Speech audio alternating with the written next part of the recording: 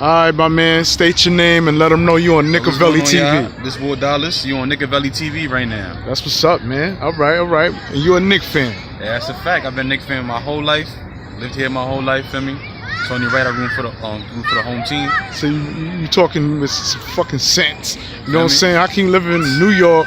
Yeah, a Heat fan, a Lakers fan. Oh my God! Oh man. I don't know. But let's talk about this shit right here. Who's your favorite player on the Knicks that you ever seen it? Or to ever play? I mean, right, who do you like? You can talk current, you can go in the past. Knick basketball. Who do you like? So you know, I'm gonna have to go. My favorite all time would be Carmelo, right? Okay. But what you like about Melo's game? Being that you mentioned Melo. Melo is just a go-getter, you know. Like you could give him the ball, any position on the floor, he's gonna try to go get you 2 or 3. Like you could give it to him in crunch time, you could give it to him any time of the game, really. And Melo, you could rely on him to carry the offense. Feel me? Now, what do you say to those who said that Melo was a selfish player? Like he hogged the ball, he played half court. I mean, all great players got to be selfish sometimes, though. You know what I'm saying? Like when they talk about Jordan, they talk about LeBron, they talk about everybody else. They always talk about the moments where they came up clutch. So let's say Melo does what he's supposed to in those moments where he's selfish. Feel me? Right. Then it's a different conversation. But you know, the ball bounced different ways sometimes. So like when he had that game in the guard, what, 62 points? 62, man. In the Garden at that. That's legendary. You know what I'm saying? Only a few didn't touch that mark right there. Okay. So you will be one of the few that'll be happy to see him come back to the Knicks? Because you know it was some slight discussion about, you know, Melo needs a home. Yeah. See, right now, like I'm gonna be logical. Logical Knicks fan right here, you know what I'm saying? Okay. Melo can't come here and he's not going to be the focal point of anything. He can't come here expecting to be, you know, making $20-odd million and, you know, taking up cap space right now because his production doesn't match what he's asking for, you know what I'm saying? But yeah, I mean, if Melo want to come and he just want to be a good role player, I can see him as a role player, you know. Like Jared Jack was playing off the bench. Coming off the bench, put up some points, you know what I'm saying? Like you ain't got to. Man, we don't need you to go score 30. You know, we got 2 free max spots this summer coming up. You know. And who do you think them is gonna fill up them slots, man? Well, what I think is that, you know, for sure I could bet on Kemba Walker. You know, he's a New York kid, and the way it's looking, a lot of those other players like Kyrie, KD, they want to play for like organizations that are like, I guess, together. You know, the Knicks don't really got it all together right now, but. Kemba for sure might come here. You know, there's a bunch of good free agents.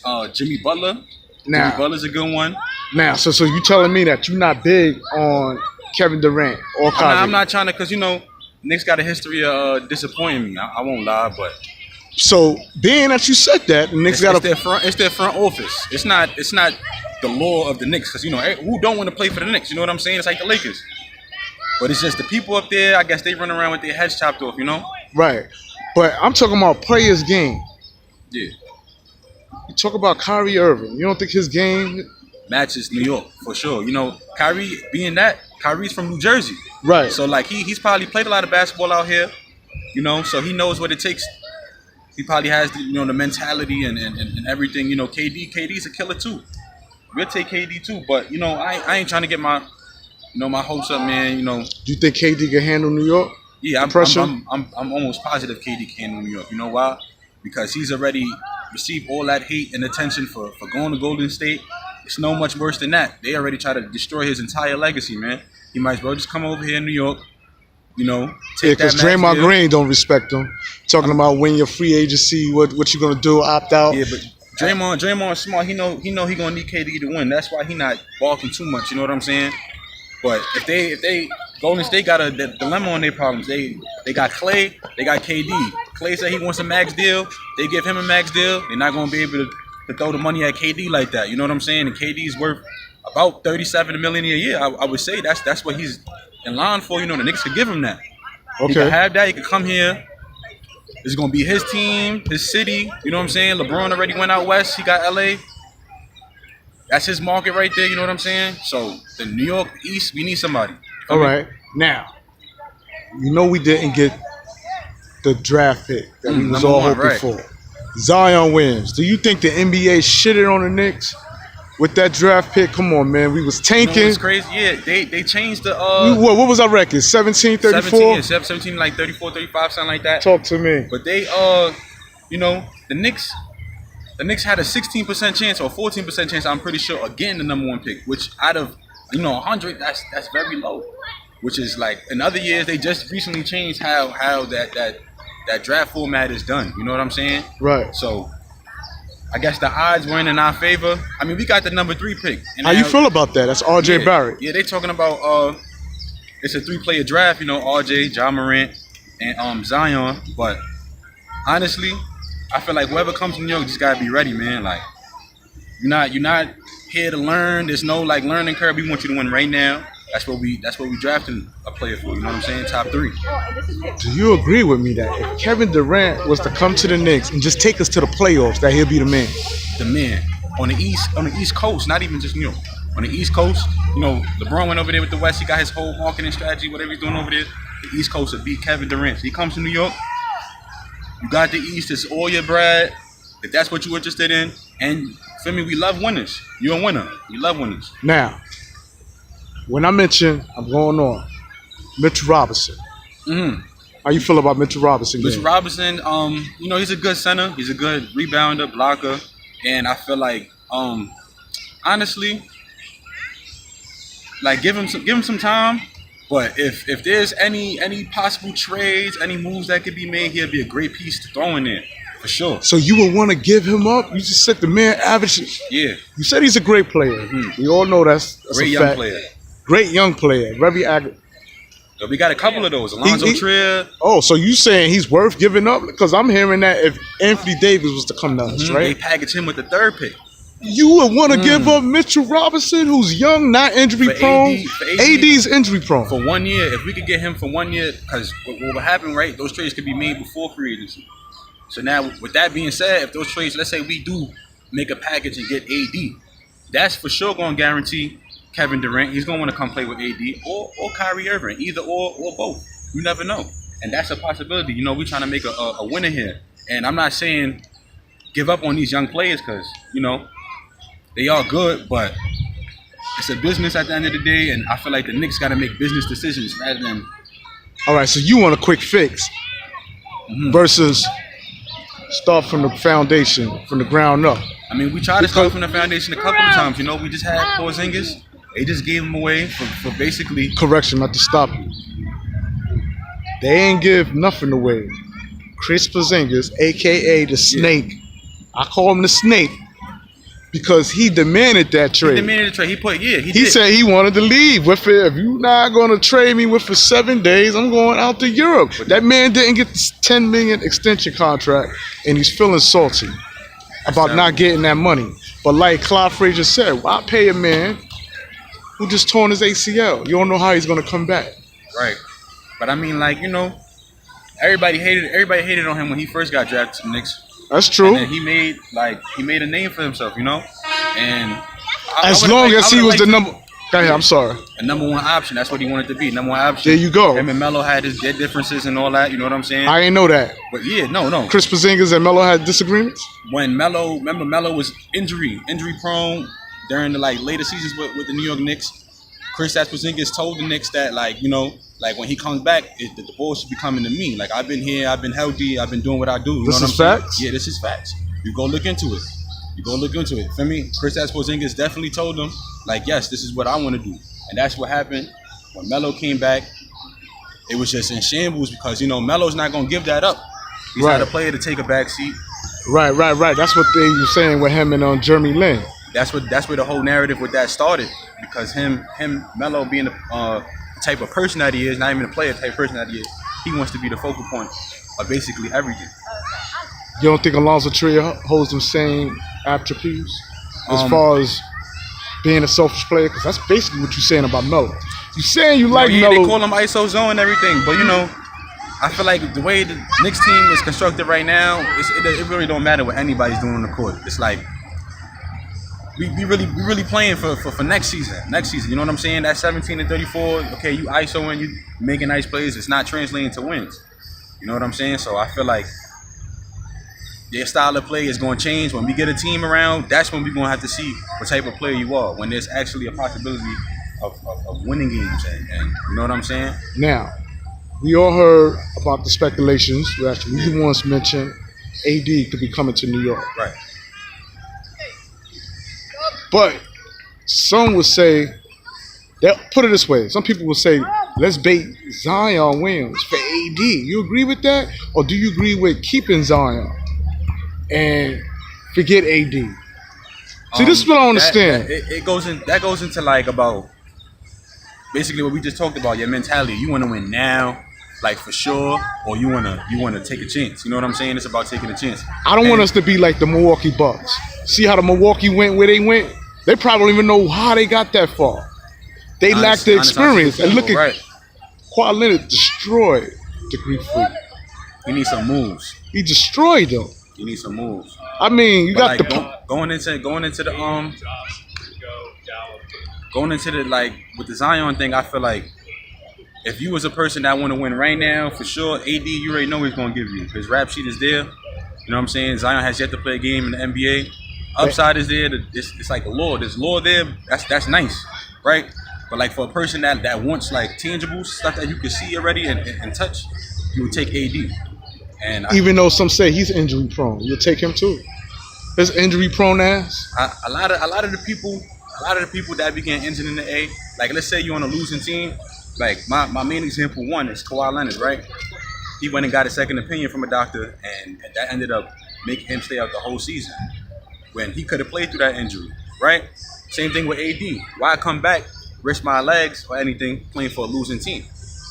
Risk my body playing for a losing team. That's why I feel like injury prone is like a overrated statement. Yeah, it's an overrated statement. Cause come on now, LeBron just pulled his hamstring for like the first time in 15 years. He missed 20-something games, and now people saying he old.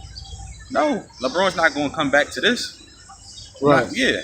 Well, I'm gonna come back for. So we going to come back and be like what, the AFC, play Golden State first round. I'm just be wasting my body. You know what I'm saying? Speaking of LeBron, he's not happy with the Lakers. I'm hearing he went out of there. He went out. Yeah, and I'm also hearing that he made us some quote talking about he want to come to the Knicks. LeBron is one of those players that like. By the way, LeBron, we ain't forget about you spinning them bottles at the Garden, man. When we wanted you ain't come. Yeah. Are you looking forward to somebody like King James that could possibly come here, or would you say, fuck his ass, let him let him work out on that Space Jam 2, get his movie credits up, and be the movie star you want to be? Stay out of the apple. Like LeBron, he could definitely come here to the Knicks. I mean, the Knicks really need, at this point, we need somebody to just get behind. You know what I'm saying? We ain't have a face in a couple of years, and even when we did, we messed it up.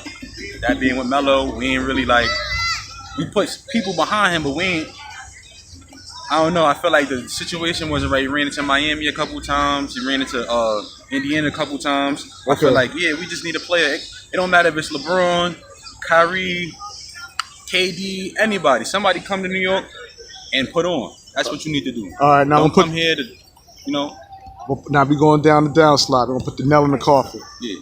Frank Ntilikina. Yo, that's a great young point guard. He's only 19, 20. It's crazy that people are like upset with the fact. I'm one of them. Yeah, he averages 5 points a game. Yo, listen. It's been 3 years. My man been averaging 5 points per game. Some time. I mean, like, listen, Dennis Smith was the person that we were supposed to choose that draft, right? Okay. We got him now, and he's not anything spectacular yet either. He's doing better than Frank Ntilikina. That's about what, 16, but it's not blowing out the ballpark like y'all mad that we took this player. Frank Ntilikina is actually a good defender. You know what I'm saying? And if with the right coaching and the right players, that's what I'm saying. If we get some veteran experience on the team, like a Kyrie, like a veteran guard that could go, give him some pointers, then he'll be way better. Come on, he's playing in the pro leagues in Europe. I know they're not as good as the NBA, but that's something. You see Luka Doncic. Luka Doncic came from the pro league in Europe, and he's a monster right now. I'm pretty sure Frank Ntilikina got some of that game somewhere in him. He just need to get talking to. He's playing under New York, bright lights. Everybody's expecting huge things from him. He's younger than me. All right, so that goes to say that not all players can handle the pressure coming from New York. Not all of them. But they could come and play on another team and come in New York and bust our ass. Right. Or have highlights and all types of shit now. Frank Ntilikina want to go to Dallas. He want to go with the snake. He want to rattle with the snake. But that's like that whole Dallas team. If you look what they're doing, they're building like a basically a European team. European like they got a bunch of good European players on that team. Their main two being Luka Doncic and Kristaps Porzingis. That's like the new Steve Nash and Dirk right there. You know what I'm saying? That's basically what they tried to recreate. So it's no surprise to me if he said that. Like, I want to go to Dallas. That's fine. By all means, go ahead. You know what I'm saying? Go ahead. That's fine. We trying to make our moves for this summer right now. Right now. Agency, you know, we got some pieces. Third draft pick. We could trade. We can make now, a trade. how do you feel about this player called Jared Garver? I'm not too familiar with him. Jared Garver. He's playing, I believe, in high school with Mitchell Robinson. Is he on the Knicks now? No, he actually went to their camp. He worked out. And they ain't pick him up or something. Like, they ain't pick him up, but they considering overlooking R.J. Barrett for this kid simply because they say he's a very high on defense. See, this is what I'm saying about the Knicks, man. That brings stuff out the woodworks, and like, all right, this could either go just like Kristaps Porzingis, like where we're all mad and like, yo, who is this? But come on, man, make the right pick. Pick R.J. Barrett if you're gonna make this pick, man, or John Morant if he's still there. Like, don't do anything out of the ordinary. All this, they had him out of camp and get high on him. No, man. Nobody's talking about him. Nobody else is going to draft him, I'm pretty sure. Stick with the third pick. Yeah, stick with what you know, man. Like, don't do all that.